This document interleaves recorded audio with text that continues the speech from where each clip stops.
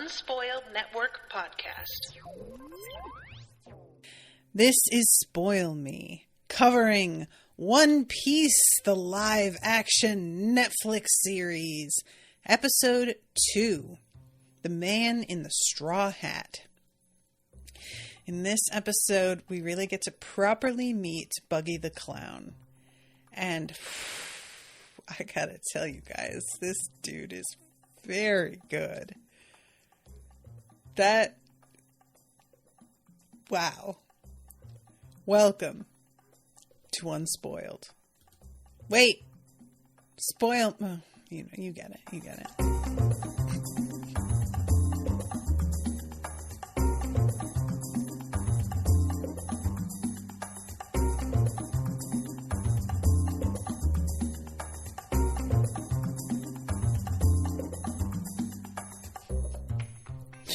Welcome to the show, everyone. I am Natasha.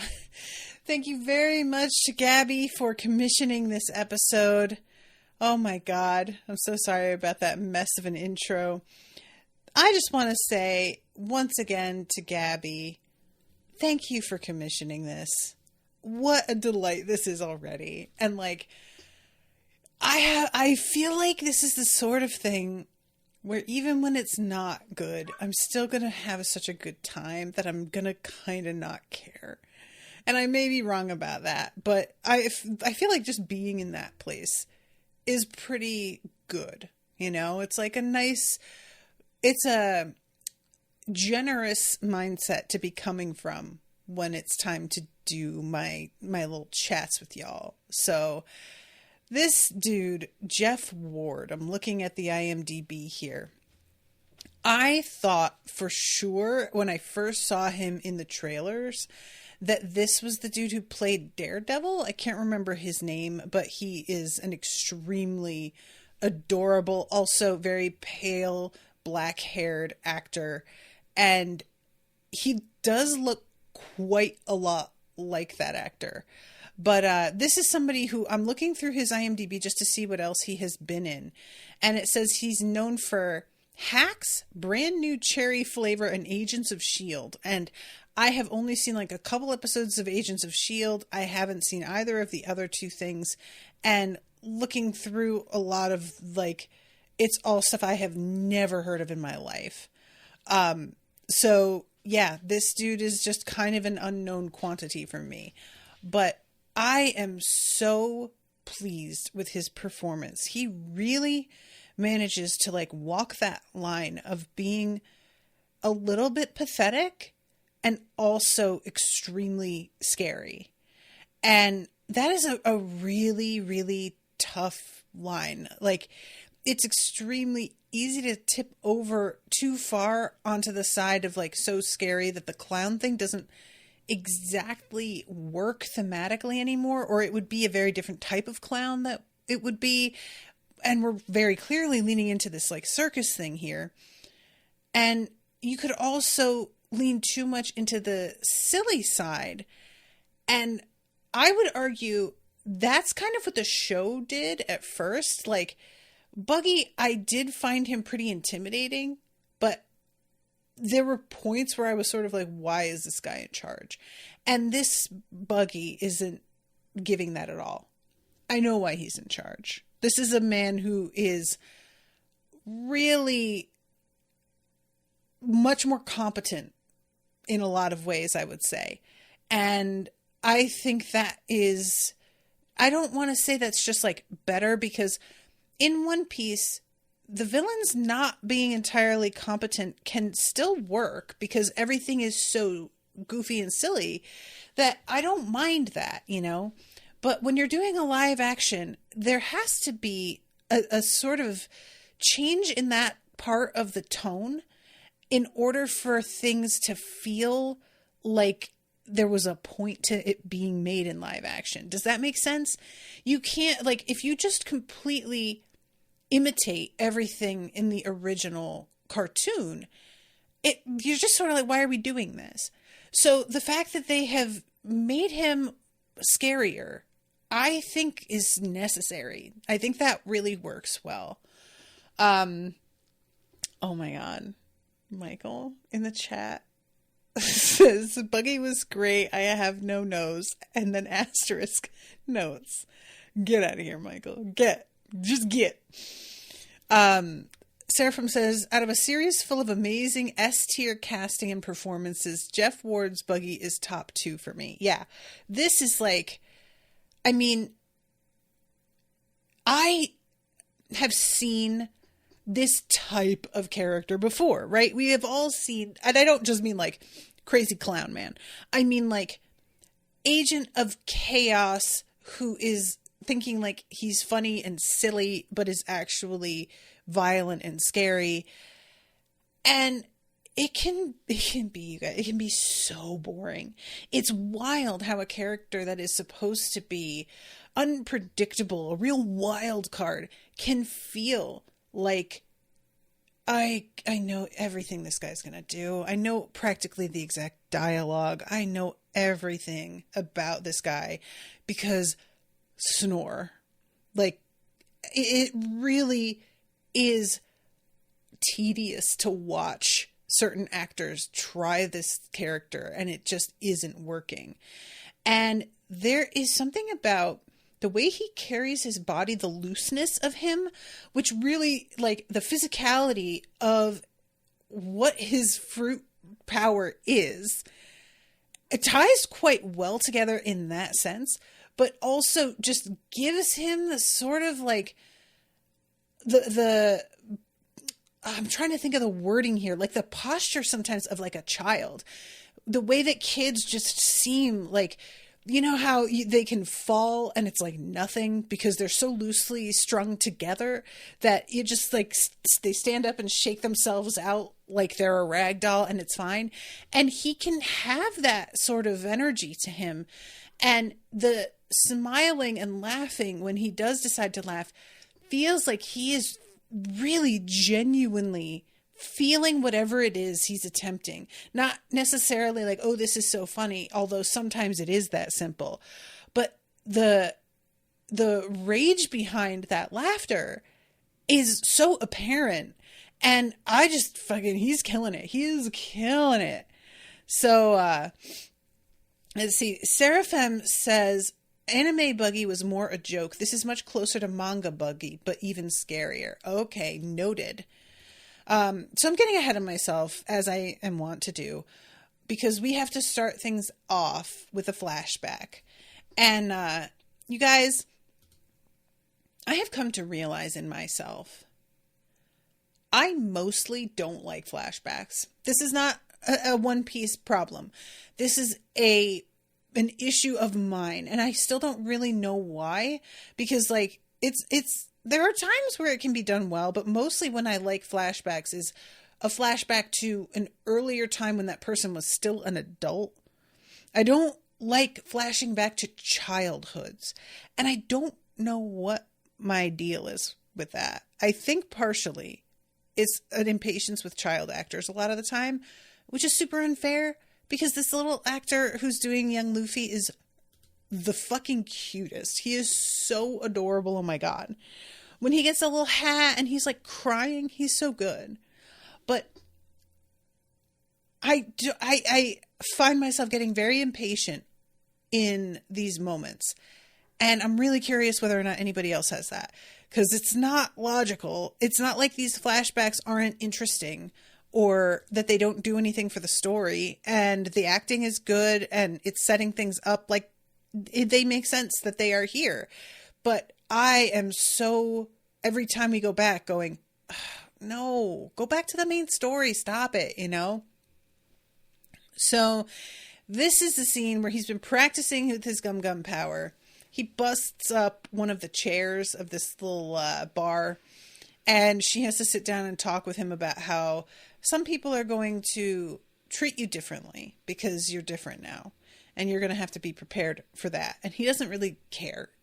He doesn't like this is one of those funny times where in a lot of stories, when somebody is told people might treat you different now, you later on see them treated different and they realize like, oh, they were so right and life is so hard. And it's really funny because he doesn't care here and he doesn't care now. Luffy is who he is, and he just never really changes his attitude in regard to other people's opinion of him, which is sort of great. So this is when the gents who are part of, oh my God, I keep wanting to say Red Hats. That's not him. Red Shanks crew mention, oh, we've got enough supplies here for a few months. And the one dude with the afro kind of winces when he realizes that Luffy is there. It's clear they were not going to tell Luffy. They were like, Shanks was going to break it to Luffy himself when it felt right. And they just kind of dumped this information into Luffy's lap here without warning. So now he has to have this whole talk. And Shanks has to tell him, because he says, when are you guys going to be back? And he says, we're not coming back. And this kid just, his whole face falls. I swear, he is so precious. And the lady who runs the bar says, what did you tell him? And he just says the truth, which I think is usually the right policy. You can't just tell the kid, oh, we'll be back in such and then fucking not do that. Like, so then we come back to the present, and Nami is attempting to crack this safe. And this is so good, you guys, because she wants some space. She wants some quiet to concentrate. And he is not leaving her alone. She says, I need absolute silence. He says, I know, absolute silence. It's just that this is my first real pirate score. Can you believe that? There's a point just before this where he says, I'm just feeling so piratey. And I laughed out loud. There was this. Look, I know I've already sung his praises, so I won't just get into it too much. But Iñaki, what the fuck with your fucking timing? This dude is very perfect. He is Luffy, and there is just no two ways about it. I can't get enough of him in this role. He is absolutely inhabiting this persona, and the way that he can deliver a line, like, I just feel so piratey, and it feels 1,000% sincere and real, like a real sentence. Amazing. He's just so good. Meanwhile, Nami is trying to get this thing open and is really losing her patience because he will not leave her alone. There's a point where he comes and like hovers right over her and then puts his head against hers. And she starts like yelling at him. And I had forgotten that Zoro was even there. But he says, can you guys keep it down? Because she shoves Luffy's hat off his head and it starts flying away. And he says, not cool. Don't mess with my hat. And this is one of the first moments that he has looked as young as he is meant to be. This not cool. And she's like, I don't get it. What's the deal with this fucking hat? But we know what it is. And Zoro, he's like, I'm trying to get a nap. And she says, oh, I'm sorry. Are we interrupting your beauty sleep? And he says, don't like what you see. Don't look. And I was like, I would like to know who doesn't like what they see when they look at Zoro, because let's be real here, kids. So Nami manages to unlock this safe, and when they open it, there is a, what do you call it? A rolled up poster that I think is for Kuro. He's the pirate captain for the kitty cat pirates. What are they called again, you guys? I always forget. But I think that's him. I'm wondering if he's going to be in the show or if this is just supposed to be a little bit of a reference for our sakes. Because, like, it was mentioned earlier by Morgan that he caught them all. That he took down the Black Cat pirates. And I can't tell whether or not it's supposed to be that he's saying that, but it's not true. Or if it's the show just being like, oh yeah, remember the Black Cat Pirates, we are going to mention them as a little Easter egg to y'all, but they aren't going to be in the show. It's just kind of a fun throwaway line for those of you who know what I'm talking about. Because it could be either one, you know, sometimes things specifically get put into the script because they aren't going to do that. And then sometimes it's just prep you because that thing is coming. So we'll see. But, so they're looking in there and you can see Zorro being kind of like, this is disappointing, because he was expecting there to be actual like wealth. And instead there is this map, beautiful map, lovely. But when Nami is like, this is better than gold, this is knowledge. And again, what a goofy line, but she delivers it with true sincerity. So just as they are getting into like, oh, the Grand Line, how does this work? She says to Luffy, wait, do you not know where it is? And he says, well, I guess I need a navigator. So this is when we get our first, like, it's interesting to me because you guys know how many times you've had to explain to me the way the world is set up and the map for this place. And I think this may have to be one of several explanations the show gives, because it is a really weird setup, this map. And I can't imagine it's going to be easy for viewers who are like new to this series to understand. But, you know, she does the whole northwest, southeast, and it's all set up in a way that you wouldn't expect. And then there's this strip down the middle called the Red Line, and this band across the middle is the Grand Line, a treacherous stretch of ocean with bigger cities, bigger pirates, bigger treasure, flush with riches and ripe for the picking.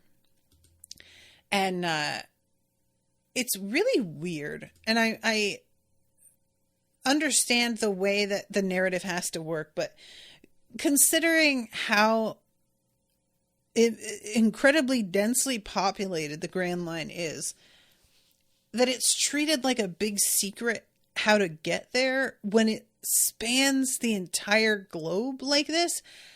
It's kind of, you know, I know that the entrance to it, the way that you get to it is through, you know what I mean? So, but it just does feel weird that like, oh, it's this closely guarded secret, because later on it doesn't feel like it needs to be. But yeah, so this is when Luffy explains like he hid the treasure on the Grand Line all in one piece. And Nami is like, yeah, people have been looking for 22 years and the reason nobody has found it is because it's not real.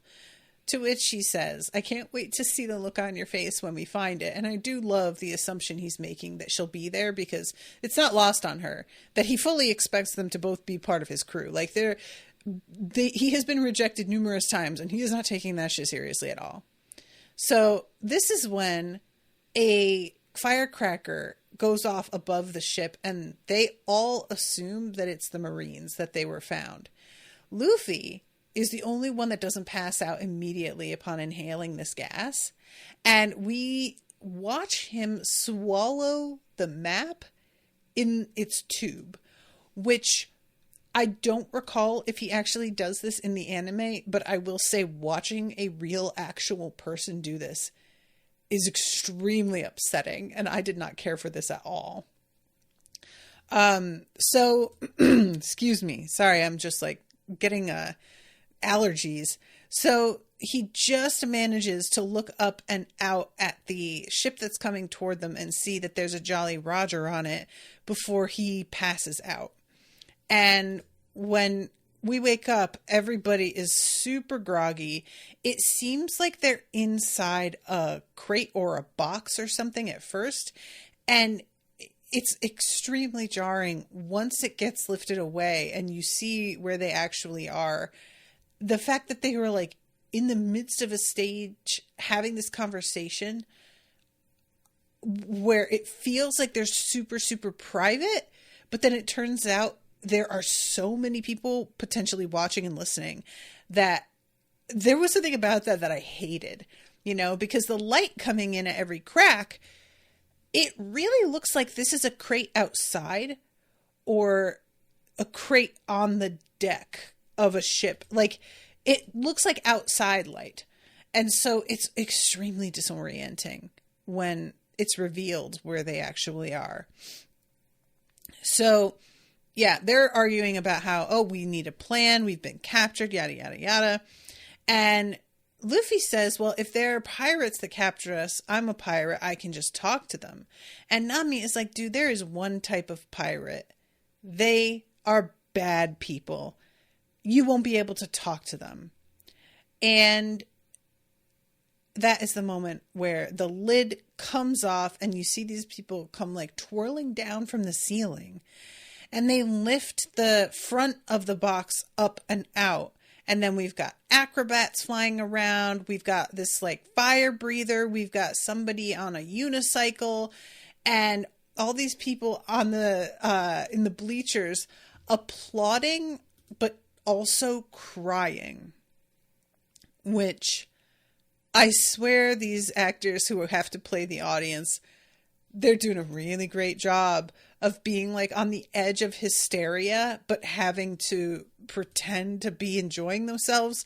And yet they don't have to be that convincing. If anybody watched them, and they could see easily, these people are not having a good time, but they do well enough as distant audience members.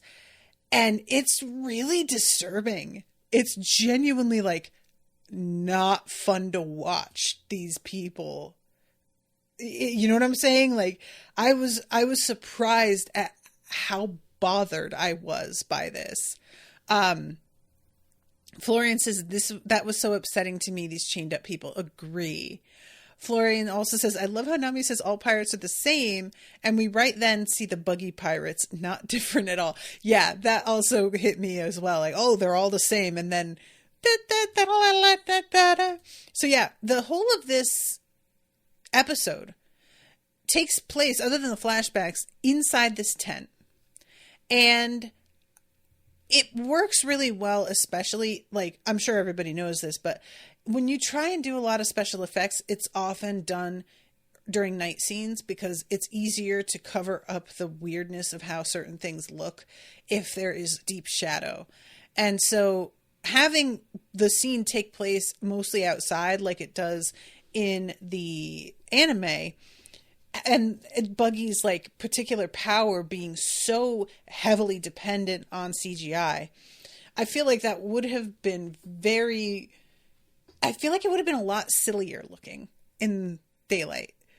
And in this tent, it's so sinister. So this is when he enters. And he starts yelling about how my spotlight was late. You completely missed my entrance. And where was the dancing lion? And he yells at the dude that we have seen before in the anime with that like weird furry outfit. I was wondering if they were gonna do the lion thing, and I'm gonna assume this is them addressing that there isn't one, because that is probably expensive. I'm, just pretending I know what's happening here. But, so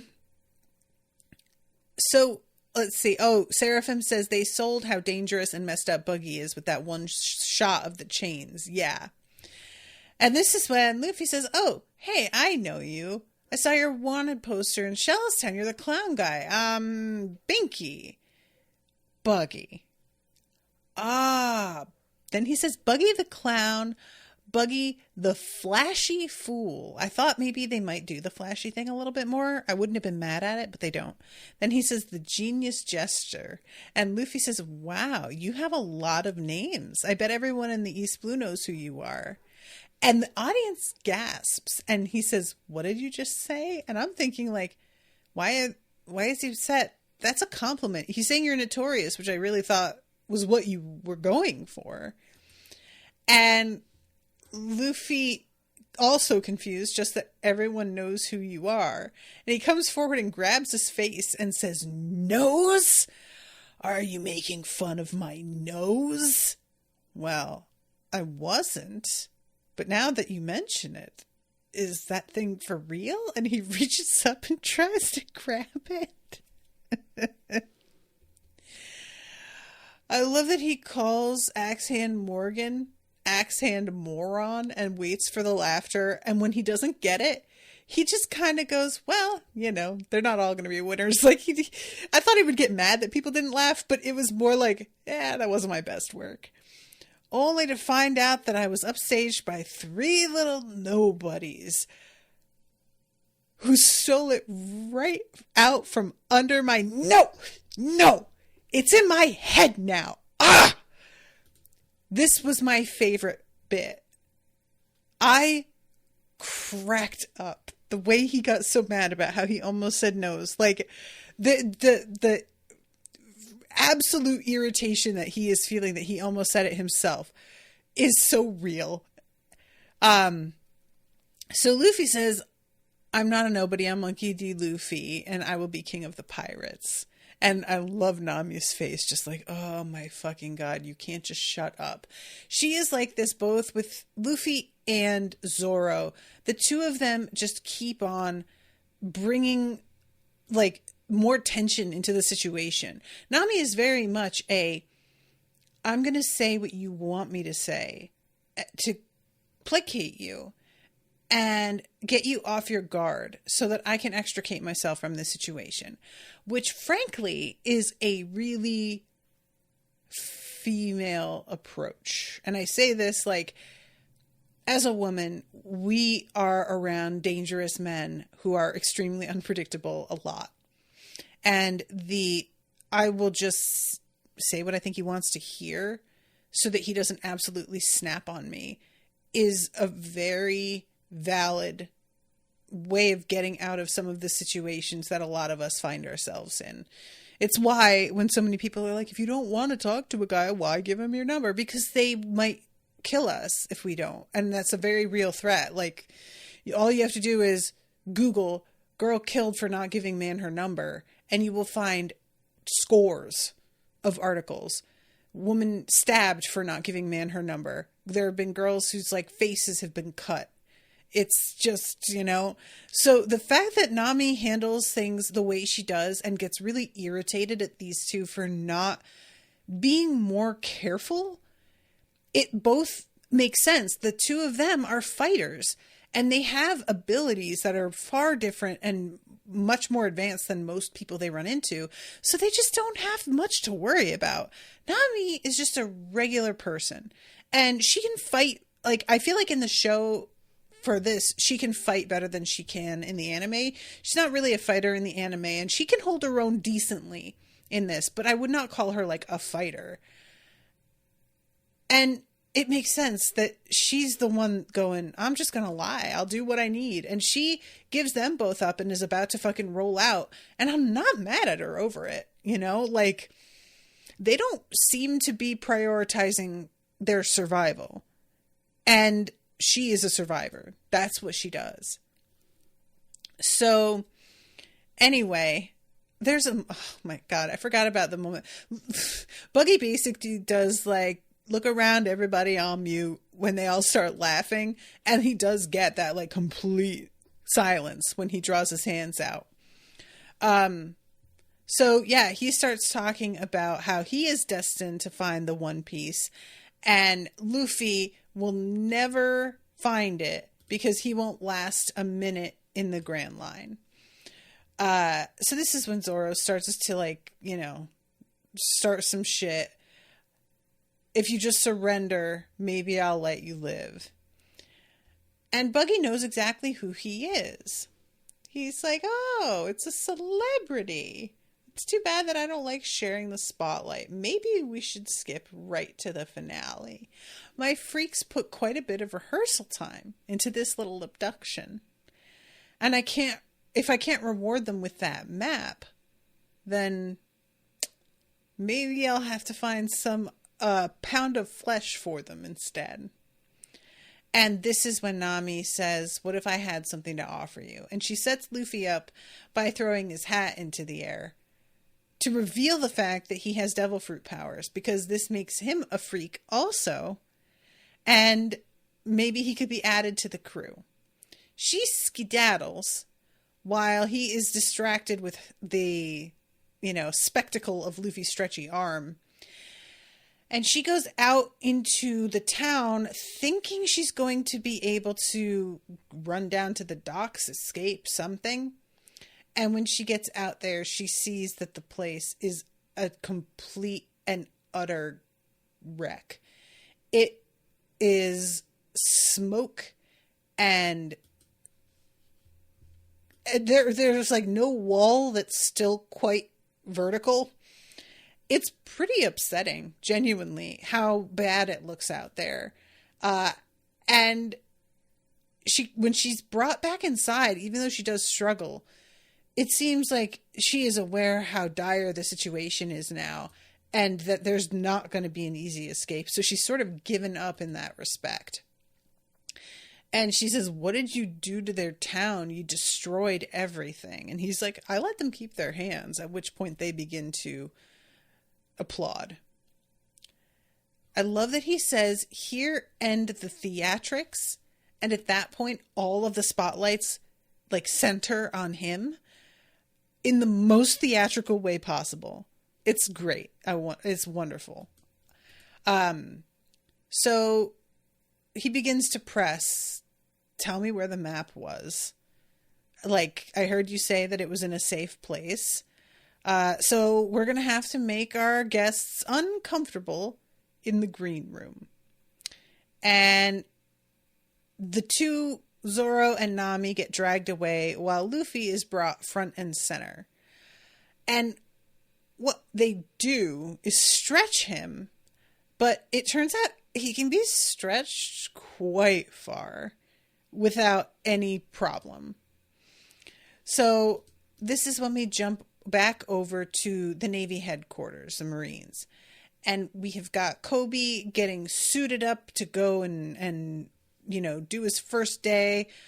And we've got Garp turning up to question Morgan about what happened.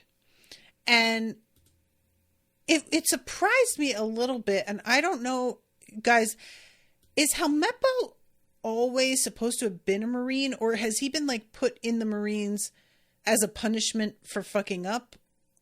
What was it that, do you know? Because I don't remember seeing him in this uniform in the show, and I may just have forgotten it, but I was startled by it. I always thought that he was sort of separate from everything and not part of the, I don't know. But anyway, yeah, Vice Admiral Garp, hero of the Marines, the man that captured Gold Roger. And Morgan is talking about how the attack came without warning, and he fabricates this whole dire situation that definitely did not happen. And when Garp sees that there's a new recruit in the Marines, he zeroes in really hard on Kobe here, and later on questions Kobe quite closely, I think sensing that, I don't want to say that Kobe's the weak link, because that feels more mean-spirited than I think it is. I think he can just see oh, well, this thing happened and then you signed up on the same day. Obviously, you got here because of them, putting two and two together. I also have to mention Garp's little hat looks so much funnier in the live action in combination with the rest of his clothing, because everything else is tailored to a T. He has a fly outfit. It's sick. And then this little hat, it feels like it really does not work. It's funny. It does work, but do you know what I'm saying? Anyway, so this is when Nami starts to work on picking the lock to her cage. And Zoro has a little confrontation with this dude who comes rolling in on a unicycle. This dude is cracking me up. So I can't remember his name, but he is the one with the stripy hair who I feel really, I said this before, the way that he is done in the show, he is so immediately recognizable. I was really pleased with some of the characters. The change to their costume for the live action is somewhat dramatic in order to make them seem less cartoonish, I think. You know, for example, Alvida was toned down a lot. All of the coloring for her stuff was toned down. But this dude's is almost identical, I feel like. And I just really enjoy him. So he has a grudge against Zorro because Zorro killed his brother, cut his head off and took him away. There are so many moments with this that I love, but the one I liked the best was, "You really don't fear death, do you?" And Zorro saying, "No, I just don't fear you." But what he doesn't realize he's doing as he keeps throwing knives, and Zorro is utterly unflinching, is he's slicing through Zorro's bonds. So eventually, Nami gets out, shoves him into Zorro, who headlocks him, and then he just passes out. It's just a sleeper hold, and he's down. Meanwhile, we have this fascinating thing going on with Luffy. He's getting stretched, which is not bothering him in the least. And Buggy is questioning him, trying to find out where the map is. And Luffy's just doing like the whole like, well, I'm hungry. Don't circuses have cotton candy? Just pushing his buttons for the fun of it. So finally, Buggy is like, all right, I'm asking the wrong questions. We got to get you out of your comfort zone. You're really young. You're trying to be king of the pirates. Who are you trying to impress? Is it a girl? Is it your parents? And he says, is it a fallen idol? Somebody that you looked up to? And Luffy can't help but flinch a little bit on that one. And he realizes that he hit it. And as he's looking at Luffy, he begins to put two and two together with the hat. And he's like, oh, I knew this dude that wore a hat just like this. I thought was my friend, red-haired Shanks. And he betrayed me. I love this because this episode, we do not find out what the betrayal was. But once you do, it's so fucking funny because it's nothing, you know? So his whole like grudge here, they make it seem very serious. And I really would love to see the reactions of people who don't know what the betrayal is finding out, because I don't know if they changed it for the live action, but I'm hoping they didn't, because that shit is so like pitiful to be carrying this kind of rage for this long. Honestly, sir, you've got to get a hold of yourself. So Luffy gets defensive about Shanks.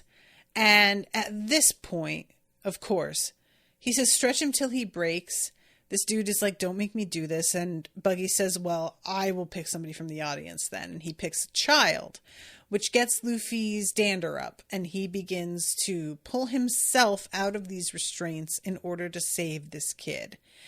Pretty fun little moment when he just like manages to undo this. And there's a real sense of, he could have just undone this the whole time. Like he could have, it didn't have to be like this. You thought you had control of the situation and he was able to get out. And it's not until this.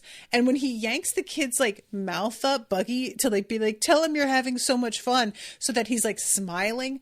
Oh, it's so creepy, you guys. Really awful. So this is the first moment where Luffy finds out what Buggy's power is. He punches Buggy's head, which goes flying off.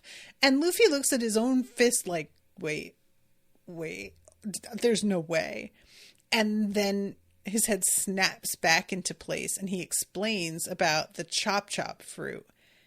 And it's great for, like, I really enjoy how incredibly theatrical all of his movements are. And you could just accept that he is this way just as a villain. But the fact that he's literally on stage makes it all seem like part of the same theme. You know, like I don't know, the whole thing, it just works really, really well. And yeah, so this is when he does the whole, like, you can slice me and you can dice me. And we see the first moment of him, like, stretching and all of his parts separating. And it's really creepy looking. And once again, he knocks Luffy out using some of that red powder. This is when, you know, the whole thing goes down, but backstage. Then we go to Garp questioning Kobe. And Kobe eventually, like, Kobe tells him that it was Luffy and that, like, Luffy kind of saved my life. Because there's Garp is, I won't say that Garp is like, I'll kick you out of here. It's more that Garp is suggesting maybe you aren't, like, cut out for this, you know? And then at one point he says, like, oh, maybe we'll put you out on one of those crosses in the yard. But as much as I believe that he would, I don't take this that seriously in this moment. But yeah, Kobe explains about being on Alvida's crew, and he says Luffy, the Straw Hat Pirate, and it's really clear when Kobe says it, he feels bad to even be saying Luffy's name, but he warned Luffy, like, the next time we see each other, we may be enemies. So there is a sense of inevitability here, and Kobe being like, I feel like a bad person, but he knew what I was signing up for, and I knew what he was, you know, where we were going to be. This is when Garp says, why are you pretending to be a Marine? And Kobe is like, I'm not. I want to make the world a better place where people can feel safe. That's what I told Luffy. And he set me free. And Garp just says, did he now? Why didn't you tell anyone about this? I was worried they wouldn't let me enlist. Then my dream would be over. And Garp seems a little bit moved by this. So, yeah, he pushes a chair over. He has to push it with his foot. It's such a weird motion. And he says, telling the truth is a core value of the Marines. Isn't that right, Bogard? Yes, sir. One that seems to be lacking at this particular base. One last question. This Straw Hat Pirate, do you owe him any allegiance? And Kobe really takes a minute here. Like, he doesn't know what to say for a second. And finally just says, he's a pirate. Pirates should face justice. And Garp says, good. And slaps him really hard on the shoulder. Then we'll find him together. And I don't know what to think of this. It's just such a different thing, you guys, than, you know what I mean? Like, Garp's whole deal and him being involved in stuff this early is just so different than what I thought we were going to do. So anyway, it's fine. But this is when we get the flashback where young Luffy is saying that he's not hungry. I think that's like the first time in his dialogue that we have ever heard him say that. And this is when the bad man who threw a drink on Red Shanks is coming and troubling them again. Luffy, you know, shoots his mouth off, gets gripped up. And then Shanks comes up and is like, you can pour a drink on me, but you don't fuck with my friends. And this is where Luffy is starting to understand exactly where Shanks draws the line. And we get a pretty fun moment here, you guys, where he does a finger guns at a guy and, like, pretends to pull the trigger, and then the guy actually goes down, and it's his friend behind him who pulled the trigger. And I've watched this episode twice now, and both times it caught me a little off guard how perfect that was. I really liked that moment.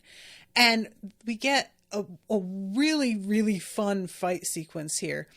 The Afro guy is the last to stand up. He's like so leisurely about the whole thing. And he's trying to shoot one of the pirates, but there's his friends in front. And so he like looks over at this post, and then he shoots sideways at the post instead, and the bullet bounces off. And the whole way that this goes with the staging of it and the over the top quality of how like competent these guys are is really, really fun. I really enjoyed this fight. It's like, it's almost dance-like. It's so easy, but in a way that doesn't feel corny. It just feels like, well, everything is over the top in this universe, so that's fine. You know what I'm saying?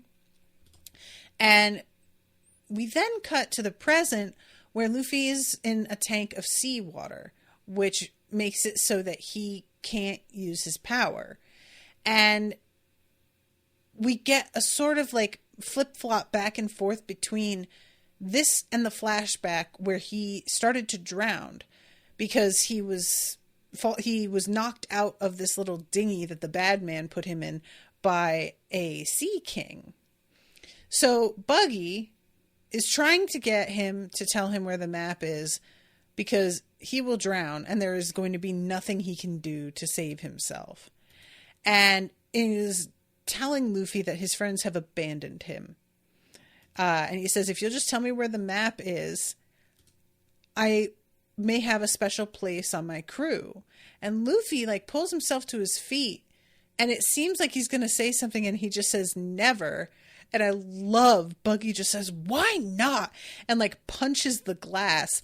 And it's such a moment of like true frustration and losing his cool for a second. Like the why not seems like a real question. You know, that whole sense of like, I don't get it, dude. Just fucking cooperate. It's just excellent. Very, very well done. So, of course, this is when we go back to the flashback and we get to see Shanks facing off with this Sea King and telling him to get lost. And now that I know more, I have to assume that when he did this, it was hockey.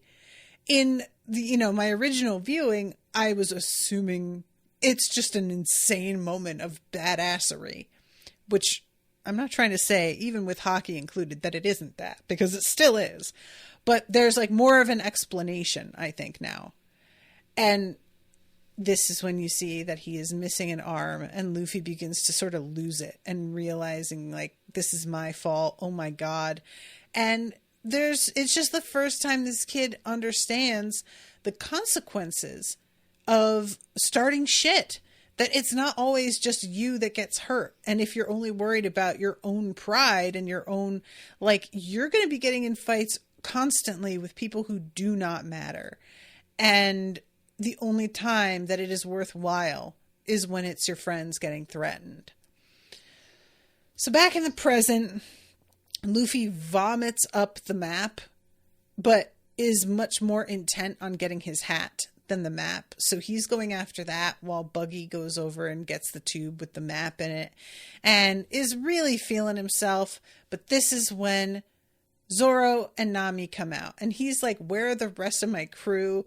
And Zoro says they're not here and comes at him with his sword.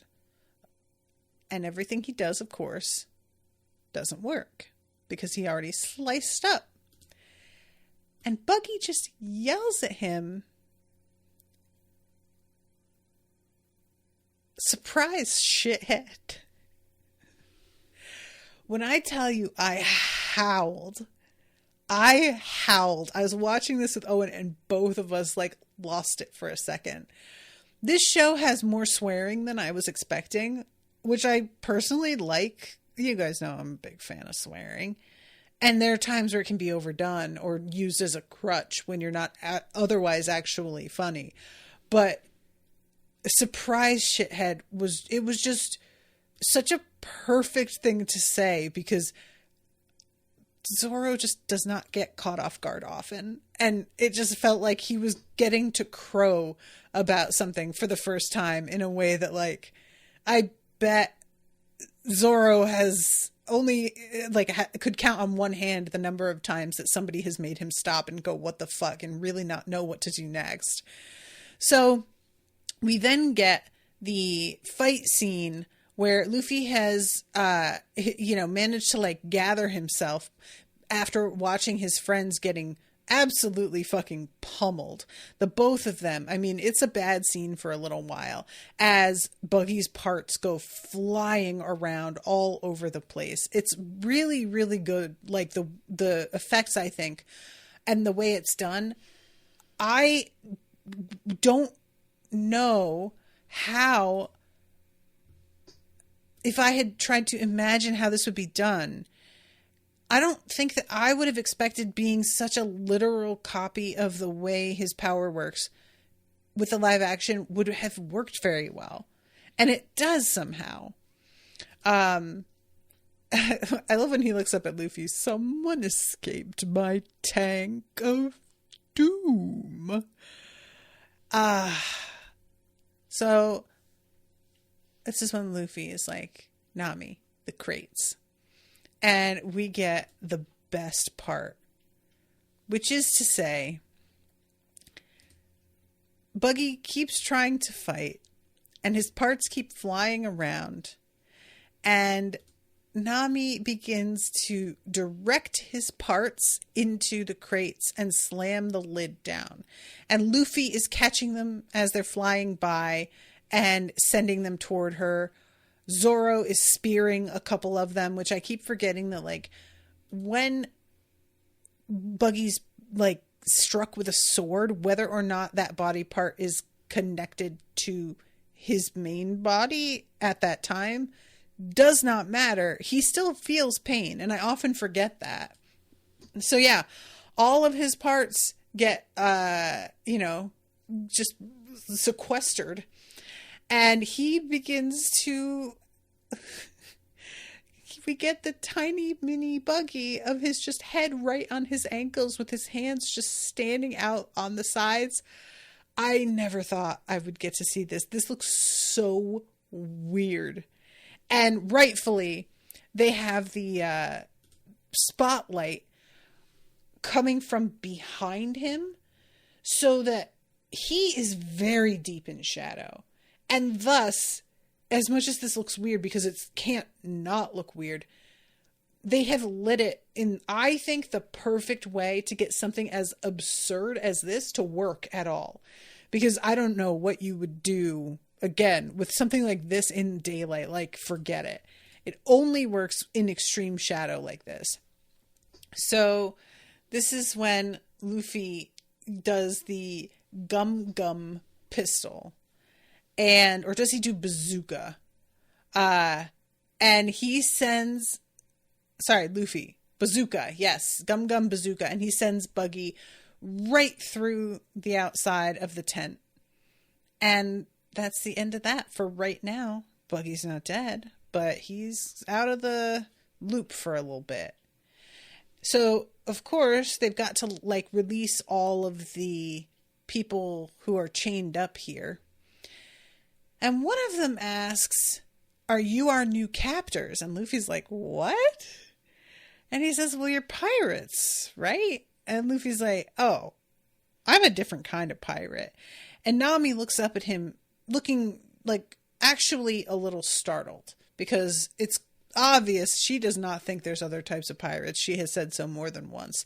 And he's proving, no, there are different types, and I'm not doing that. These people can just go rebuild their poor town. And I should mention, like, the dude with the crazy wig is the same one that had the dog. I was wondering if they were going to do the thing with the dog. Kind of glad that they didn't, because that broke my heart, and I don't think I could handle it now that I own a dog. Seeing it done in live action with a real dog, I couldn't. I don't think I could do it. It would just be so sad, you guys. But when we jump back over to the base, the Marine base, Morgan is strung up on one of those crosses outside. And Garp is talking about this unending war against piracy. We're not fighting the right battle. We can take their ships, we can take their weapons, and even their lives. But we cannot win if we do not take away their dreams.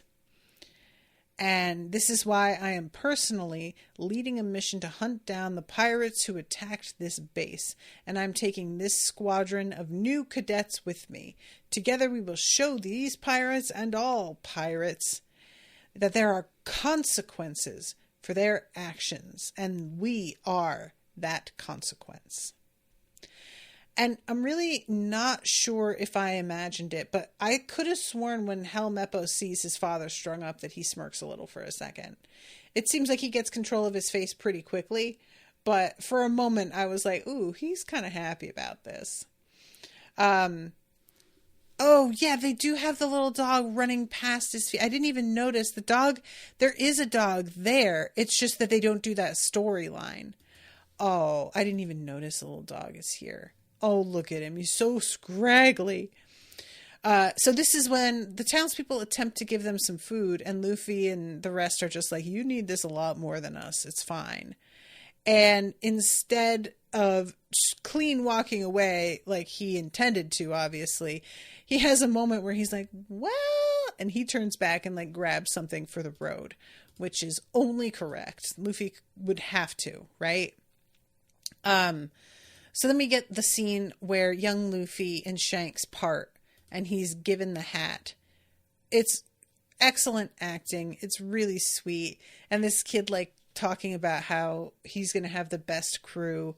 And Shanks is like moved by it. As you know, whenever you're, as an adult, you hear a kid talking about what they're going to achieve in life, there's just such a sense of possibility. And it's very poignant because you remember your time of life, you know, when everything's stretched out before you, and it can be very bittersweet. You can be simultaneously like, look how far I've come, and also like, oh, there's so many other things I could have done, you know. But this is a point where I am not sure if I have to take it all back or what. When he takes his hat off and gives it to Luffy, I could swear that that's Shanks's real hair under that hat. Now, I may be wrong about that, and it may be a straight up wig. But when the hat isn't on, his hair looks almost normal. It's like, actually, maybe that's fine. I can't get over how much worse it looks with the fucking hat on. Like, I don't know if they just put color over, because what it kind of looks like to me, due to how PC it is a colored wax, a colored pomade that I have tried a couple of times on my own hair. And because it's a pomade, it causes your hair to clump. So it's really great, especially on like black hair. Rashawn has used it on her dreads, that colored wax, and it looks awesome. But when you've got finer hair, it just makes it look really greasy and like you need a shower. So I can't tell if they just used a kind of colored pomade on a guy who has otherwise got like blonde hair, and that's why it looks so fucking scraggly. Or if this is just a wig that's not done super well. It was hard for me to tell. I just want to register my shock at what a difference it made when he was not wearing the hat. And I wasn't... Last episode I said that like Shanks was not really giving what I wanted from him. I'm starting to take that back. I liked him a lot better this episode than in the first one. Still not quite the swagger that I'm looking for, but honestly, I think in my imagination, Red Shanks in the anime has more swagger than he actually does. I think that Swagger's just not actually his thing. And I sort of think of it as being his thing simply because I consider him a badass. So maybe this is better than I am, giving it credit for in my head. So jumping back to the present, Nami has repaired Luffy's hat, and he is talking about how Shanks always said, if the path you chose seems too easy, then you're on the wrong path. And Zoro says, this Shanks guy sounds all right. I just once again have to register cheekbones. Oh my God, for days. I swear to God, get a hold of yourself, Natasha. Every time Zoro is on screen, I'm just like, Jesus. So this ends with Luffy pointing ahead and saying, to the Grand Line, before we cut for our final moment to Nami pulling a floorboard out of the floor of like the kitchen area in the boat. And she pulls out a tiny little snail transponder and tells someone, you can tell him that I've got the map. And I love in the brackets, dramatic music plays. And she takes the earpiece out, puts it away, credits. So that's the end of the episode. I really am enjoying this so much so far, you guys. I'm so excited.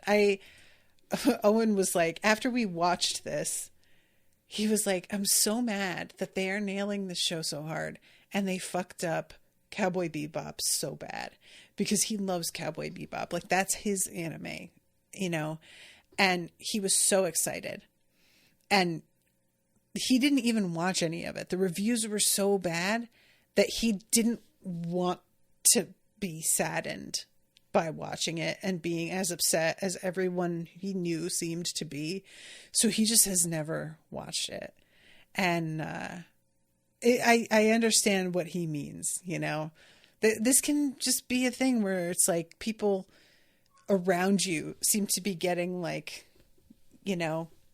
things just seem to be working out for their series, their fandoms in a way it didn't for yours. And you're just like, God damn it.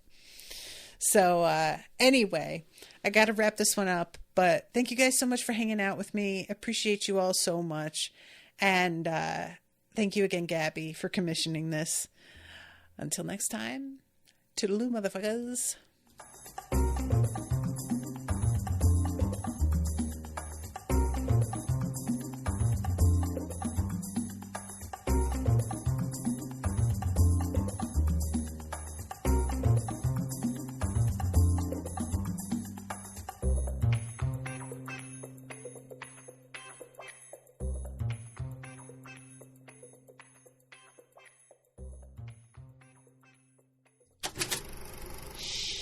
That was an Unspoiled Network podcast.